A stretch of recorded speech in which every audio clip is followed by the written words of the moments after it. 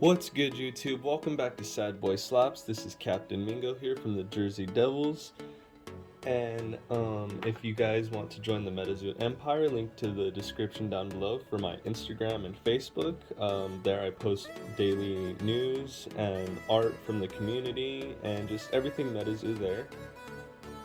And if you want to like, subscribe, and hit that bell notification to stay up to date on all my videos, I would recommend you do so.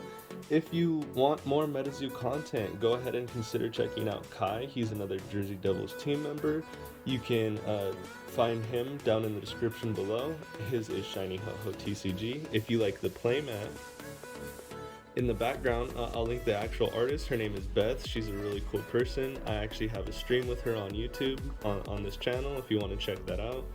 It's a pretty cool little podcast. And in today's video, I will be doing a build of ice. Oh, I also forgot to show you guys. Check this out. One of the Jersey Devils team members made this. His name is Nick. I actually really like that. It's a little Loveland Frogman. I want to paint this. This is the coolest thing ever. And without further ado, this is my build of ice. I don't know if it's the best build of ice, but it is control, and that's what I love to play. I will be doing a couple other ice videos after this one. I'm looking at Frost Lightning and a counter ice freeze, so that you just keep putting frost tokens on things. So those are two other builds you can look forward to. And I also want to explain certain cards that you could take out and replace with your own cards. That way you know what to take out and what you cannot take out in this deck. So if you want to make this deck your own type thing and just have fun with it and let the deck evolve, I will be telling you which cards you can do that with. So first card is going to be Winter Terra. This is one of those cards. This is replaceable because we have, I think, 5 ways to create winter without actually having the winter card, so that's pretty nice. You could replace that. You could also replace these. I just run these in here because if you have this open hand, all of our monsters or all of our beasties are pretty high cost. So this is nice, but it's not mandatory. Next, I am playing one Neutrality Aura. This card is okay, honestly. I wouldn't run this at 2 just because it is kind of a dead card a lot of the time. I only have 4 targets for this card in this deck. If you really want to utilize this card, I would recommend building more of a neutral base deck, and this card would be really good.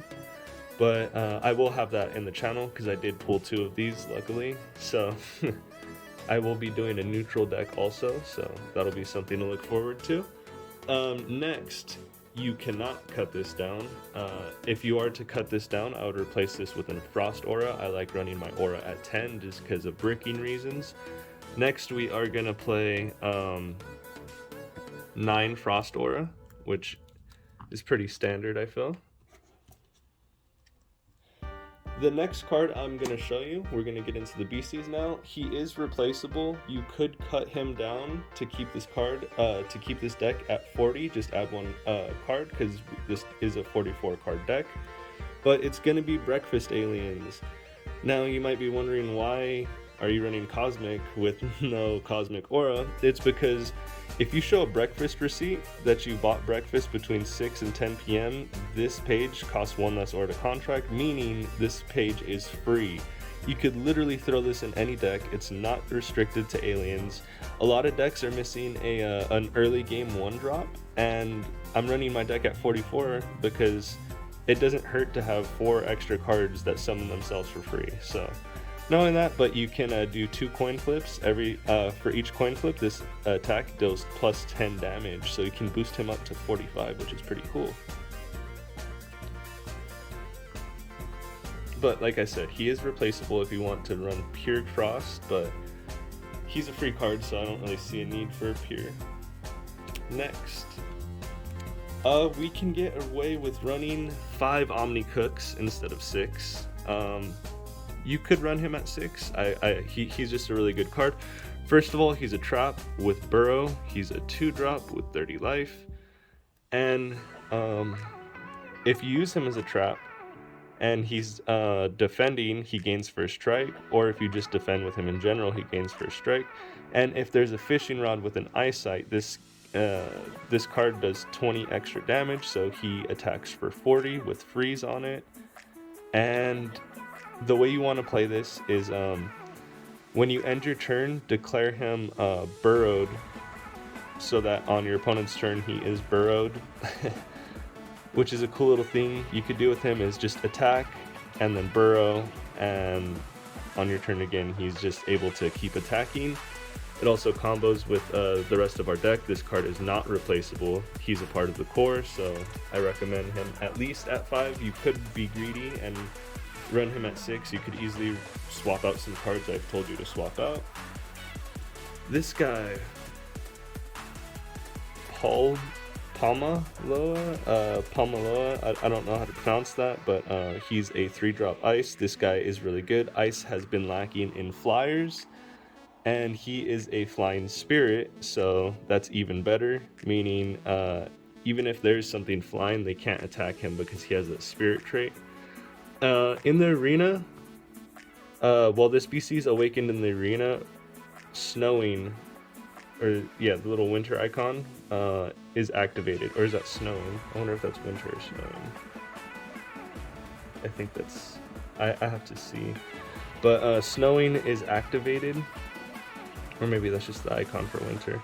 So this is one of the ways to create this icon right here, and make that Terra active to boost all of our other monsters, which is pretty neat.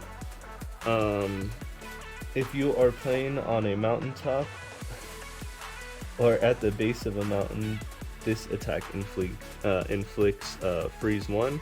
But what's nice about him is he actually attacks with paralyze, which is pretty nice. I would run him at 4.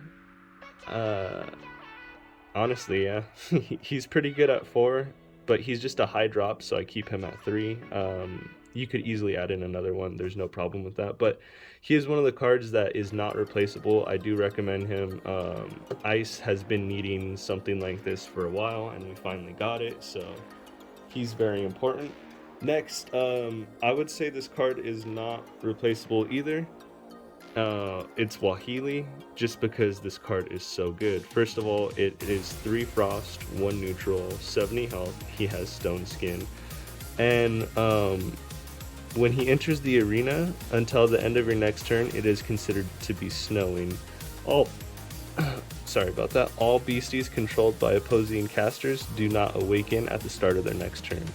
So this guy is really good, just because if your opponent has a lot of monsters out, you bring him and you stun their entire field. They can't attack you for that turn, and it's considered snowing, which is pretty nice. And you can activate his power to fatigue beasties controlled by target and caster. So all of their fatigued monsters take 20 damage when you use his power, which is pretty nice. And he does attack for frost 3, or is that fire? Let me see. Yeah, that's frozen 3, which is pretty nice. So they'll be frozen for 3 turns. But be wary when you do attack and you inflict frozen on something, it does attack back. It just can't attack or defend once it has those counters. Next, for really any matchup, this is just a good card, but specifically water, we have Tesseract. He's a 4-drop, 90 health dragon. He's flying. If it is snowing, which combos with this, and I think this is the snowing icon, not winter, so these two, he gains invisible, and all water beasties are considered to be ice as long as Tesseract is in the arena, which is pretty nice.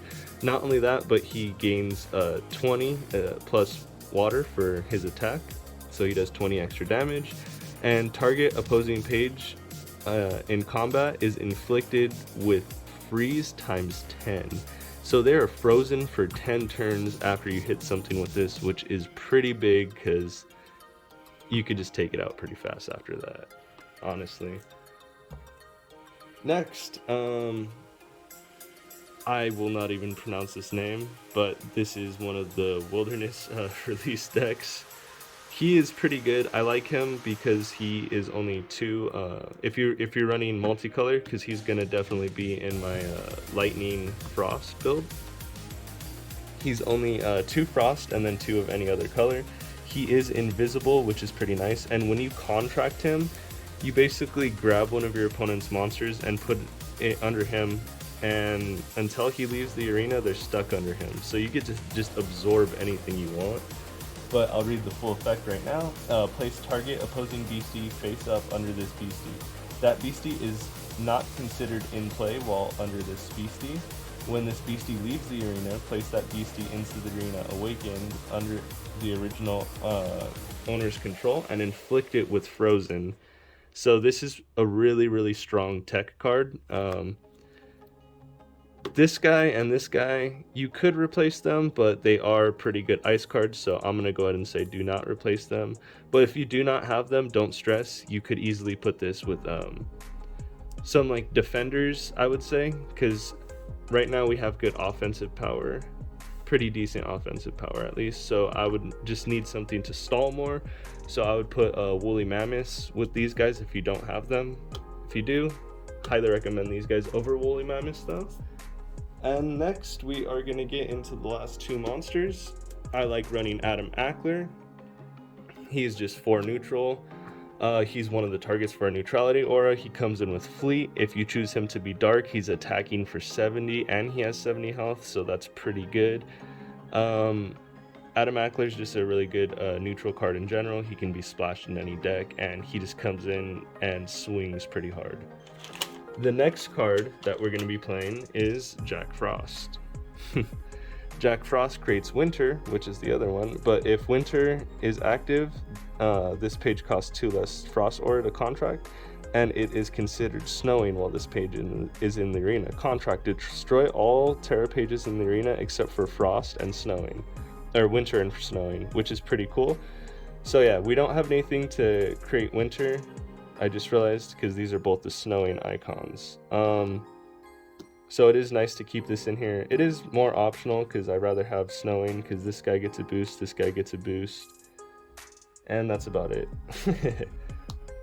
And yeah, these 3 get boosts from snowing, so that's pretty good. Jack Frost is a 5-drop. He is a spirit flying, just like our Palmola.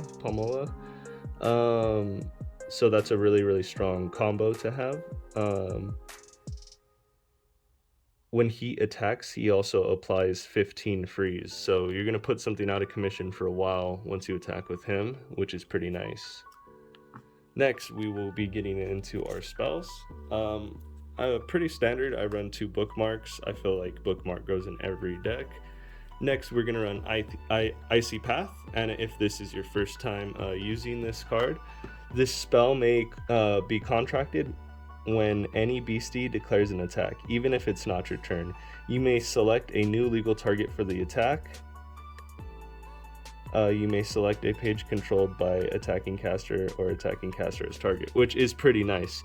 So what this lets you do is, let's say they have a power-up redded Kinderhook Blob. They're attacking for 220, right? Well, you could redirect that attack into any of their monsters as long as it can attack into those monsters. Meaning it can't attack into a flying or spirit, but it can attack into anything else. Or you could just have it swing back at him and attack the caster, which is pretty neat. I usually like to use this, because we are running 4 of them, to swing and have my opponent take out his own monsters. That way it helps me clear up the board and makes my monsters even stronger. This card is mostly why this is control. This is not replaceable. You do need 4 of these.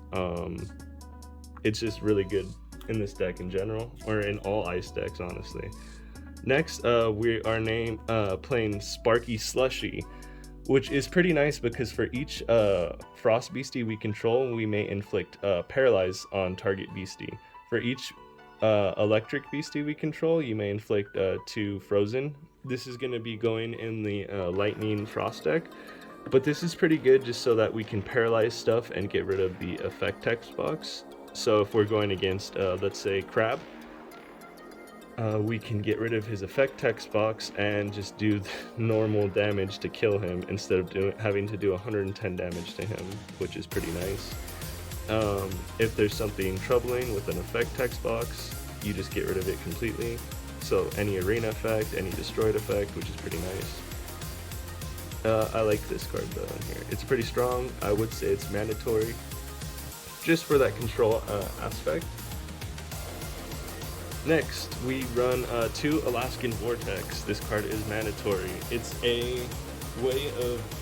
our way of removing stuff. So with this, you can actually destroy up to 1 beastie controlled by each opposing caster, take up to 2 ice spells from our cemetery with a combined cost of 3 or less, and place them into our hand. So after we use this, we get to recycle this back into our hand. We could grab one of these back in our hand. And these are really the only 2 targets. If we're playing that Frost counter build, this is a lot more viable because you could literally grab almost 3 spells, because I play a lot of 1-drops to go ahead and add those Frost counters, but this is pretty good just to grab these 2 cards back and cycle them out. And we get to destroy any beastie we want from our opponent, which is really nice. And the last couple cards I'm running, these are also targets for our neutrality aura, would be next chapter, just so that we could fix our hand and draw an extra card. And if we are going second, this card lets us bookmark 3, which is pretty good. I throw these in almost every build now, just for draw power. And the last card we run is Caster Gun to reduce the cost of these. And if you guys don't know what Caster Gun does, it's an artifact. It's 3, which is targetable with this to make it basically a 2-drop. You can use its power until the end of the turn. You may reduce aura cost of the next spell you contract by up to 5 aura. For each aura you reduce the next spell by, you lose 100 life points. So let's say I only need 1 extra aura. I could just tap this, minus 100 life points, and blow up any beastie. Same thing with this. All we have to do is just have this out on the field, because it is an artifact. So on our turn, hopefully they don't kill it, we can activate that power and have the aura to pay for our spell but reduce it, which is pretty neat. And honestly, this deck is pretty strong. Ice was missing an early game, which this card gives it, and Ice was missing more flyers, because normally all you had to do was flood the earth and these Omni Cooks are toast. You can't really do anything else about it, but we're running a good amount of both, which I like to do in my decks. And if you guys like this video, don't forget to like, subscribe, comment down below what you guys think about this deck. And I will see you guys in the next video, guys. So peace.